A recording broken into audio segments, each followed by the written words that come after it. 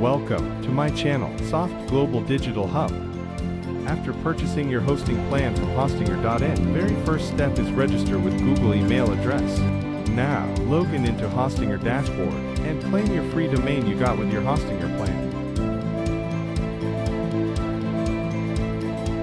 Register your domain related to business, for example, abc.com, abc.in, xyz.org, etc.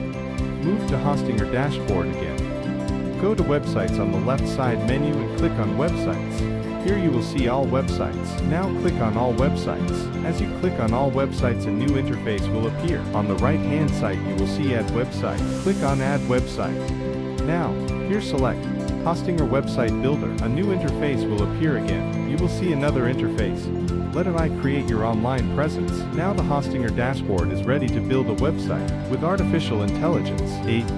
Describe your website here. Here you have to enter the prompt explaining your website topic like shown here. I am running a boutique business that offers new fashion designs. Create a website for my boutique. Now press at create a business website or create an online store, etc.